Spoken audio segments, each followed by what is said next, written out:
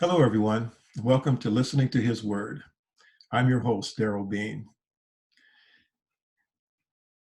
This is the first in what I hope to be a series of short videos highlighting various teachings from the Bible for our mutual growth and edification. If there are those listening who are new to the Christian faith, I hope that things will be presented that will help you along the way in increasing your knowledge and understanding of God and of His will. If you've been a Christian for a period of time, I hope that these videos will be enlightening to you and that they will deepen your appreciation for the Lord and for His amazing word as we all continue along this road on our way to the home that God has prepared for us. My inspiration for this channel really comes from the book of Luke in chapter 10. As I was thinking about what I would name the channel and the approach that I would use, I thought about this passage in Luke chapter 10, where Jesus has come to the home of Martha and Mary. And Martha, as you may recall, if you know the story, was busily making preparations for the guests who were there in their home. And Mary was at the feet of Jesus, listening to His word. And so as we go into our presentation today, I want you to understand that this really is the philosophy of what I'm doing here. And that is to help us in taking time to do exactly what Mary was doing. And that is to sit at the Lord's feet and listen to His word. So we're going to get into this passage here in just a few moments. First of all, I would like to take this opportunity or to invite anyone who may be interested in our live streams that we of the Kirkland Church of Christ present on Sunday mornings. We have a Sunday morning Bible class at 9:30 in our service at 10:30, and also on Wednesday night at 7 o'clock. We have a live stream of our Bible class. So any and all are welcome to join us. As we get into our material here, the lesson, the study that I'm going to be presenting, I'm going to call The Sisters of Bethany, Distracted, Devoted, and Dedicated. So in order to set the scene, let's look at the passage itself, and this is in Luke chapter 10, verses 38 through 42. And the text reads this way. Now, as they were traveling along, he entered a village, and a woman named Martha welcomed him into her home. She had a sister called Mary, who was seated at the Lord's feet, listening to His word. But Martha was distracted with all her preparations.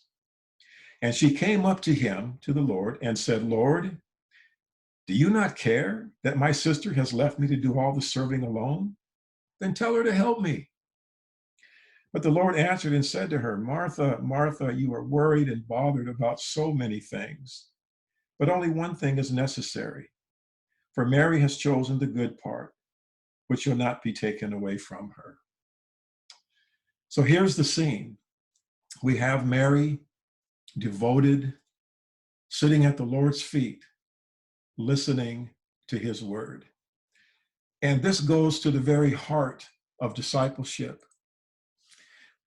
God the Father said of Jesus on a certain occasion, when Jesus had taken Peter, James, and John up on a mountain, and as He led them there and they arrived, a bright cloud, we're told, overshadowed them. And a voice out of the cloud that said, this is my beloved Son, in whom I am well pleased. And then He added, listen to Him. So here was Mary listening to the Son of God. And what an experience that must have been to actually be there with Jesus and hear words from His mouth. It's reminiscent of a story that we have in Luke 24 of two men who, after the resurrection of Jesus Christ, were on their way to a city called Emmaus, and Jesus appeared to them, but they didn't recognize who He was at first. And Jesus taught them. And in verse 32, it says that they said to one another, was not our heart burning within us while he was speaking to us on the road, while he was explaining the scriptures to us? What an experience that must have been. How enlightening and how exciting it must have been to hear Jesus explain the scriptures. And so here, Mary is taking advantage of just such a situation where she has the opportunity to sit at Jesus' feet and to listen to the word from him. And indeed, Jesus makes an invitation really to all of us. In Matthew 11, verse 29, he says, "Come to me, all who labor and are heavy laden, and I will give you rest." He says, "Take my yoke upon you and learn from me, for I am gentle and humble in heart, and you will find rest for your souls." So as Mary, there seated at the feet of Jesus, listened to his word, well, she was learning from him. And that really is what a disciple does. A disciple is a learner, but as we're going to see, a disciple is more than just a learner. Listen to what Luke says again in Luke chapter 6 and verse 40. And he says here about his disciples, the pupil is not above his teacher, but each one, when he has been fully trained, will be like his teacher. I had many teachers growing up in school, English and math and social studies, whatever it may be. And I did not have as my ambition to be like the teacher, merely to learn from the teacher. But Jesus said, when it comes to his disciples, that when a disciple is fully trained, he will be like his teacher. There's a song that I've sung in church services for many years that's entitled, "Oh, to be like thee. Oh, to be like thee, precious Redeemer, pure as thou art. Come in thy sweetness, come in thy fullness. Stamp thine own image deep on my heart." And indeed, the Apostle Paul, as he spoke about the Galatians to whom he addressed the Galatian letter, he spoke of them as my children, with whom I am again in labor until Christ is formed in you.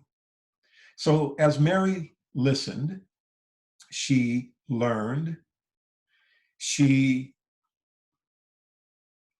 was becoming more like Jesus, her Lord. And indeed, as we are consistent in sitting at his feet and listening to his word, he will be formed within us. The Apostle Paul made the statement in Galatians 2, "It is no longer I who live, but Christ lives in me." Christ was formed in him. In fact, Paul said, "I have the mind of Christ." Well, a good question is how could any of these things occur in our lives unless we, like Mary, take the time, have the wisdom to sit at the feet of the Lord and listen to his word? This is going to be a very important question for us as we move along. Now, discipleship means that sometimes we're going to have to suspend our tasks in order to take the time for reflection and meditation and self-examination and things like that that help deepen us spiritually. So Martha, at this point in time, was distracted, we find, in all her preparations, preparing things for the guests. And in the Greek of the day, when Martha asked Jesus the questions that she did, it is implied that she fully expected Jesus to honor her complaint and come to her aid and tell Mary to get up and help her. But instead of that, let's notice what Jesus actually did say to Martha. Martha, Martha, you are worried and bothered about so many things. Now, first of all, this first part of Jesus' reply to Martha merely highlights the appropriateness of Mary's sitting at his feet and listening to his word. It was a good thing for her to do. In fact, we'll see in a moment what the real comparison is here that Jesus is making. But what I want you to notice also is that Jesus did not criticize Martha for what she was doing. Martha was doing a good thing. Galatians 5:13, the latter part of that verse says, through love, serve one another. We could multiply passages that talk about serving and how it pleases God when we serve one another. And so the comparison here is not between good and bad. The comparison was between good and better. And Jesus then goes on to say in the second part of his reply, so Martha, Martha, you are worried and bothered about so many things. He says, but only one thing is necessary.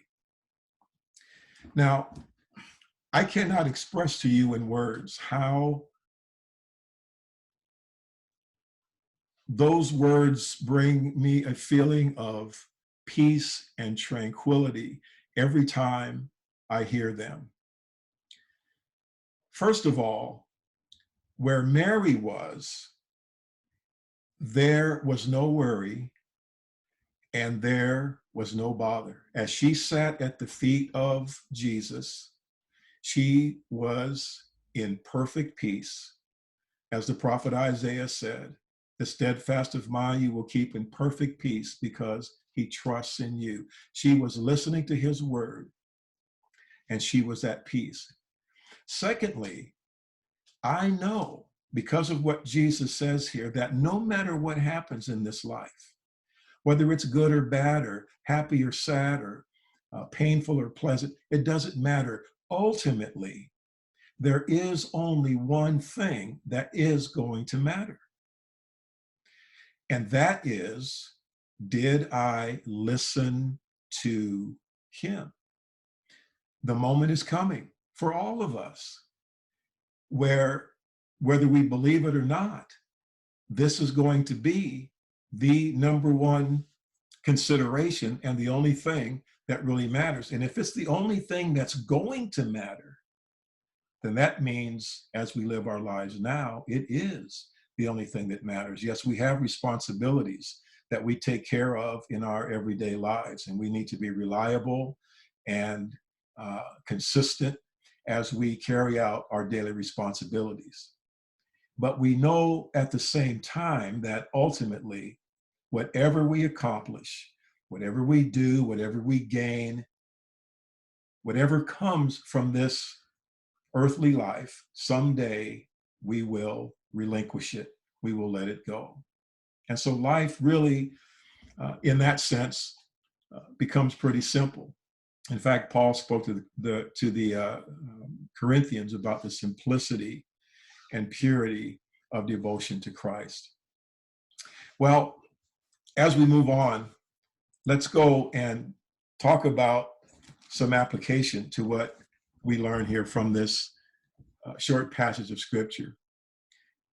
I made up a beatitude for us, and that beatitude says, blessed are the balanced. And then I fill it out by saying, for theirs is the fullness of joy and peace and hope. You know, I read a lot about what people say about this passage as I was preparing this short talk. And when you read what people write about Luke 10:38 through 42, often people will ask the question, are you a Martha or are you a Mary? Well, I reject that way of thinking because it is my conviction that we, if we are disciples of Jesus Christ, need to be both a Martha and a Mary. When we see Mary sitting at Jesus' feet, we see someone who was willing to learn from him, as Jesus said in Matthew 11. And that's a good thing. That's a wonderful thing. And when we see Mary in her busyness, we see a person that wants to serve him. Both are great. And as a matter of fact, serving God and being a disciple of Jesus Christ is a balanced combination of both service and reflection. Very important thing for us to understand. As a matter of fact, I love the NIV here in Luke 10:42b, where it says, where Jesus said, Mary has chosen what is better, and it will not be taken away from her. And so the comparison that's being made here is not between good and bad. What Martha was doing was good, to be applauded. The greatest among you, the Lord said, will be your servant. And again, we could multiply passages to talk about how good it is to serve others in an active way. But the comparison is that even though what Martha did was good, what Mary was doing was best. Listen, it's very easy for us to be involved in service at the expense of our own spiritual nourishment. We can be so busy here and there and serving people and doing these things, which in and of themselves are very good and they're necessary. They're part of the balance of being a disciple. But we can do it at the expense of our spiritual nourishment. And so the message that I get, that I want you to see also from this passage, is that sometimes things have to wait. Sometimes the things that we could be busy at doing need to wait, and we need to understand that there is a time for serving and there is a time for listening. And if we have those things in balance, then we're going to be good disciples of Jesus Christ. Well, I hope that this short lesson has been edifying for you. And this is our maiden voyage. And so we're going to be going in and looking at some other things as we go along. The next time, I hope to start talking about the Bible itself and the plan of salvation that God has presented in his word and how we all fit into that. So if you are a new Christian, if you are a person who doesn't know very much about the Christian faith, or if you are a veteran Christian that wants to deepen your understanding of God and what he has done on man's behalf, I invite you to join me next time as we start out with the Bible, a love story. Thank you very much for listening, and until we meet again, onward and upward. Take care.